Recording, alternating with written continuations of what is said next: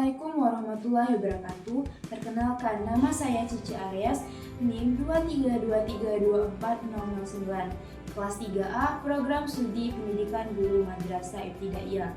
Video ini saya buat untuk memenuhi tugas mata kuliah Sejarah Kebudayaan Islam dengan dosen pengampu Ibu Dr. Wilinda MAG. Baik, untuk materi pertama yang akan saya sampaikan yaitu proses masuknya Islam di Indonesia, faktor-faktor yang mempengaruhi penyebarannya, dan peran Wali Songo serta kerajaan-kerajaan Islam dalam penyebaran Islam. Proses masuknya Islam di Indonesia. Masuknya Islam ke Indonesia merupakan perjalanan yang panjang yang dimulai sekitar abad ke-7 hingga ke-13 Masehi. Penyebaran ini dipengaruhi oleh beberapa jalur utama, yaitu perdagangan, pernikahan, pendidikan, dan alkulturasi budaya. Jalur perdagangan menjadi yang paling dominan di mana para pedagang muslim dari Arab, Persia, dan India membawa ajaran Islam saat berdagang rempah-rempah di Nusantara. Interaksi masyarakat dengan mereka membuka peluang besar bagi penyebaran agama ini. Selain itu, pernikahan antara pedagangan muslim dengan wanita pribumi menjadi faktor penting dalam proses islamisasi. Melalui pernikahan ini, generasi baru lahir dengan identitas Islami dan melanjutkan penyebaran agama di lingkungan sekitarnya. Pernikahan yang melibatkan keluarga bangsawan atau raja semakin mempercepat proses ini karena pengaruh raja yang besar terhadap rakyatnya. Pendidikan juga memainkan peran yang sangat besar. Para ulama mendirikan pesantren dari sekolah-sekolah Islam untuk mengajarkan agama kepada masyarakat. Mereka menyebarkan dakwah melalui pengajaran langsung dan membimbing kerajaan. Para Wali Songo yang merupakan tokoh penting dalam penyebaran Islam di Jawa menggunakan pendekatan budaya seperti wayang, seni, dan gending untuk menyampaikan nilai-nilai Islam. Islam di Indonesia juga berlangsung damai dan toleran tanpa ada paksaan atau kekerasan. Alkulturasi dengan budaya lokal membuat Islam mudah diterima oleh masyarakat. Nilai-nilai Islam diintegrasikan ke dalam tradisi lokal menjadikannya bagian yang tidak terpisahkan dari kehidupan sehari-hari. Ada faktor-faktor penyebaran Islam di Indonesia. Yang pertama, letak strategis Indonesia. Indonesia berada di jalur pelayaran internasional, mempermudah masuknya pengaruh luar, termasuk ajaran Islam. Pedagang muslim yang datang untuk perdagangan rempah juga memperkenalkan agama Islam ke wilayah ini. Banyak dari mereka yang menetap dan melakukan proses islamisasi di daerah tempat tinggal mereka. Yang kedua yaitu mudahnya syaratnya masuk Islam. Proses masuk Islam sangat sederhana, cukup dengan mengucapkan 2 kalimat syahadat dan meyakini ajaran Islam sepenuh hati. Tidak ada ritual atau biaya besar yang diperlukan sehingga agama ini mudah diterima oleh masyarakat Nusantara.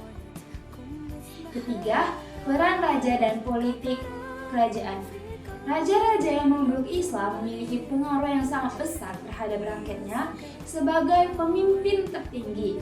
Keputusan raja-raja untuk memeluk Islam sering diikuti oleh masyarakatnya. Peran raja ini mempercepat penyebaran Islam di berbagai kerajaan di Indonesia. Lalu yang keempat adalah pernikahan dengan warga pribumi. Para pedagang muslim yang menikah dengan wanita pribumi membuka jalan untuk penyebaran Islam secara luas. Pernikahan tidak hanya menciptakan generasi muslim baru, tetapi juga memperkuat hubungan sosial antara pendatang muslim dan masyarakat lokal. 5. Peran ulama dan dakwah. para ulama mengambil peran besar dalam proses Islamisasi dengan membentuk lembaga pendidikan seperti pesantren yang menjadi pembimbing spiritual bagi kerajaan. Mereka mendekatkan ajaran Islam kepada masyarakat melalui pendidikan dan dakwah yang menyentuh budaya lokal. Peran Wali Songo. Wali Songo memiliki peran penting dalam menyebarkan Islam di Jawa. Mereka memadukan dakwah dengan budaya lokal seperti seni, musik, dan wayang. Pendekatan-pendekatan seperti ini membuat Islam diterima dengan baik oleh masyarakat tanpa adanya konflik budaya. Selain itu, beberapa wali songo menjadi penasihat kerajaan sehingga pengaruh mereka semakin kuat. Selanjutnya, materi yang kedua yaitu Islam di Indonesia, awal penyebaran dan perkembangannya. Islam masuk ke Indonesia melalui beberapa tahap sejak abad ke-13, dimulai dari kedatangan para pedagang Muslim dari Arab, Persia, India yang membawa ajaran Islam melalui interaksi perdagangan di pelabuhan utama seperti Aceh, Malaka, Banten, dan Makassar. Pada abad ke-15 hingga ke-17, para kesultanan seperti Aceh, Demak, Mataram menjadi penting dalam penyebaran Islam di Sumatera, Jawa, dan sekitarnya. Pada abad ke-16 hingga ke-18, pesantren menjadi pusat pendidikan dan dakwah, sementara ulama menyebarkan Islam hingga daerah terpencil. Proses akulturasi dengan budaya lokal menciptakan praktek Islam yang khas di Indonesia. Pada masa kolonial, Islam menjadi bagian dari gerakan perlawanan terhadap penjajahan Belanda dan setelah kemerdekaan Islam terus memainkan peran penting dalam sosial, politik, dan identitas nasional. Lalu, faktor-faktor apa saja penyebaran Islam di Indonesia? Yang pertama, ada ekonomi. Perdagangan menjadi sarana utama penyebaran Islam melalui interaksi pedagang Muslim dan masyarakat lokal. Lalu kedua ada sosial dan politik. Kesultanan Islam mempromosikan Islam sebagai agama negara, mempengaruhi rakyat untuk memeluk Islam. Ketiga, pendidikan. Pesantren dan lembaga pendidikan Islam menyebarluaskan ajaran Islam ke generasi muda. Keempat, akulturasi budaya. Islam beradaptasi dengan tradisi lokal membuatnya lebih mudah diterima di masyarakat. Lalu kelima, kolonialisme dan kemerdekaan Islam menjadi motivasi perjuangan melawan penjajah, memainkan peran penting pasca kemerdekaan. Lalu keenam yaitu globalisasi. Teknologi dan interaksi global memperkaya pemahaman Islam di Indonesia. Lalu peran Wali Songo. Wali Songo berperan besar dalam menyebarkan Islam di Jawa dan membentuk masyarakat Islam Nusantara. Mereka mendirikan pesantren sebagai pusat pendidikan agama dan mendukung pertumbuhan kerajaan Islam seperti Kerajaan Demak. Dalam bidang budaya, Wali Songo menggantikan dominasi Hindu-Buddha dengan nilai-nilai Islam melalui pendekatan damai dan akulturasi. Baik, materi selanjutnya yang akan kita bahas juga yaitu Islam di masa penjajahan. Perkembangan kerajaan-kerajaan Islam di Indonesia adalah bagian penting dari sejarah Nusantara yang dimulai sejak abad ke-13 Masehi melalui jalur perdagangan. Proses Islamisasi berlangsung secara bertahap melalui interaksi perdagangan, perkawinan, dakwah oleh para ulama. Akibatnya, muncullah kerajaan-kerajaan Islam seperti Samudra Pasai, Demak, Mataram, dan Banten yang memainkan peran strategis dalam penyebaran Islam, penguatan budaya, dan pengembangan ekonomi. Islamisasi tidak hanya terjadi melalui penaklukan, tetapi juga melalui akulturasi damai yang menghasilkan perpaduan budaya lokal dengan nilai-nilai Islam. Pengaruh Islam terhadap budaya Indonesia terlihat dalam seni arsitektur, ukiran, tradisi, kesenian, dan moral masyarakat. Islam mengajarkan nilai-nilai seperti kesederhanaan, kerja keras, dan keadilan yang memperkuat karakter individu secara integrasi bangsa melalui ukhuwah Islamiyah. Kerajaan-kerajaan Islam juga berperan dalam perkembangan sosial dan politik di Nusantara. Secara sosial, kerajaan-kerajaan ini mendirikan lembaga pendidikan seperti pesantren dan surau, serta mengembangkan budaya Islam melalui seni, sastra, dan arsitektur. Dalam bidang politik, kerajaan Islam membawa perubahan seperti pengantian gelar raja menjadi sultan dan transformasi sistem pemerintah menjadi kesultanan yang sangat memperkuat identitas politik Islam di Indonesia. Hingga kini, jejak sejarah kerajaan Islam dapat ditemukan dalam peninggalan budaya, arsitektur, dan tradisi yang terus mempengaruhi kehidupan masyarakat Indonesia. Baik, selanjutnya materi yang keempat yaitu perkembangan Islam pasca kemerdekaan Indonesia. Perkembangan Islam di Indonesia pasca kemerdekaan dapat dibagi menjadi 3 periode. Yang pertama itu masa Orde Lama.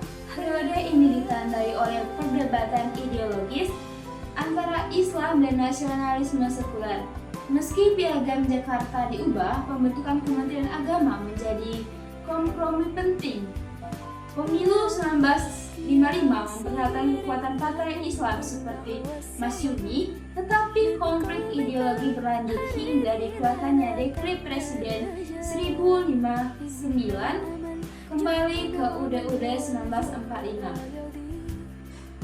Yang kedua yaitu masa Orde Baru. Rezim ini membatasi peran politik Islam dengan menyatukan partai Islam ke PPP.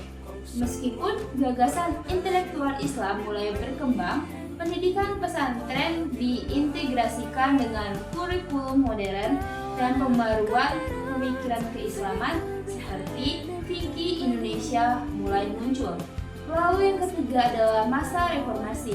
Setelah munculnya Orde Baru, kebebasan politik membuka ruang untuk isu penerapan syariat Islam, khususnya di daerah otonom seperti Aceh. Namun perdebatan tentang hubungan Islam dan negara terus berlanjut, mencerminkan kompleksitas dinamika sosial politik Islam di Indonesia. Lalu materi yang selanjutnya yaitu menjelaskan tantangan dan peluang Islam dalam konteks modern di Indonesia, serta menganalisis isu kontemporer seperti radikalisme, modernisme, dan peran media sosial dalam Islam.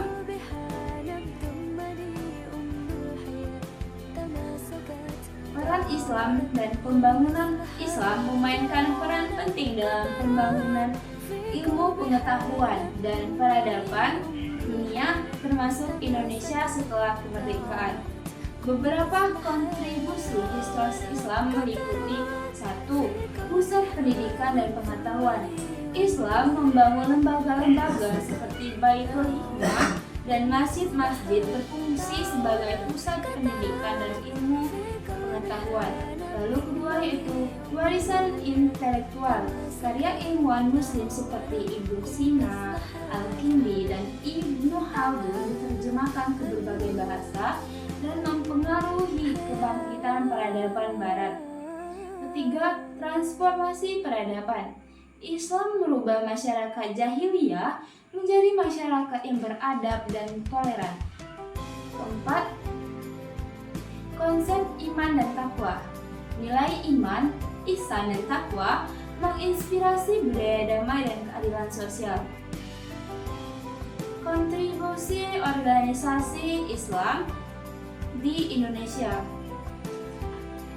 Organisasi Islam di Indonesia memberikan kontribusi signifikan dalam 3 bidang. Yang pertama, pendidikan, membangun pesantren, madrasah, sekolah, dan perguruan tinggi. Mengintegrasikan pendidikan agama dan sains, meningkatkan mutu pendidikan.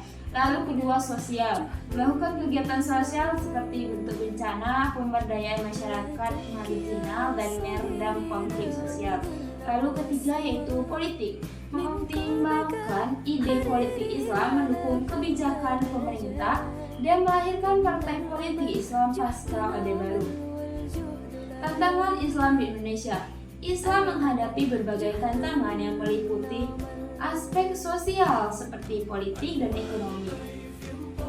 Pada sosial yaitu seperti Islamofobia, ketakutan terhadap Islam yang harus diatasi dengan dialog dan toleransi. Lalu konflik sosial, upaya untuk meredam konflik berbau agama. Lalu yaitu gerakan feminis, menyeimbangkan nilai feminisme dengan ajaran Islam. Lalu di politik yaitu rivalitas sekuler Islam, persaingan antara kelompok sekuler dan kelompok Islam. Lalu keterpecahan umat, kesulitan menjaga persatuan di tengah ashabiyah yaitu anatisme kelompok. Lalu pemilu 2024, persiapan menghadapi gejolak politik dan potensi disintegrasi umat. Lalu ekonomi syariah, tantangan dalam pemahaman dan implementasi ekonomi berbasis syariah. Lalu pengembangan jaminan produk halal, kebutuhan ekosistem JPH yang menyeluruh dan berkelanjutan. Islam terus memberikan kontribusi besar terhadap peradaban nasional dan global. Namun diperlukan upaya bersama untuk mengatasi tantangan-tantangan yang ada demi kemajuan bangsa. Dan materi yang terakhir yaitu menganalisis sumbangan Islam terhadap ilmu pengetahuan, seni, arsitektur, dan budaya global serta menilai dampak globalisasi terhadap Islam dan kebudayaannya. Yang pertama ada isu-isu kontemporer Islam di Indonesia. Islam di Indonesia menghadapi berbagai isu seperti radikalisme, pluralisme, politik, agama, isu sosialisasi gender, modernisasi, serta kualitas pendidikan agama. Penyelesaiannya membutuhkan dialog terbuka, toleransi, dan pemahaman keragaman. Lalu tantangan dan peluang Islam dalam konteks modern. Tantangan meliputi pengaruh modernisasi, pluralisme, perpecahan internal, harmonisasi agama dengan negara, dan adaptasi teknologi. Peluangnya mencakup pengembangan pendidikan Islam, penyebaran Islam melalui teknologi, dan promosi pola konsumsi Islam. Islam perlu beradaptasi dengan prinsip keadilan dan kemanusiaan untuk menghadapi tantangan ini. Lalu selanjutnya adalah peran media sosial dalam perkembangan Islam di Indonesia. Media sosial menjadi alat dakwah yang efektif memungkinkan penyebaran Islam secara luas melalui platform populer seperti Instagram dan YouTube. Selain itu, media sosial mempermudah adaptasi dakwah dengan perkembangan zaman, terutama selama pandemi, untuk menjaga literasi digital dan memastikan konten tetap sesuai ajaran Islam. Mungkin itu saja yang bisa saya sampaikan. Mohon maaf apabila ada kesalahan kata dan banyak kekurangannya. Semoga bermanfaat untuk kita semua. Saya ucapkan banyak-banyak terima kasih. Wassalamualaikum warahmatullahi wabarakatuh.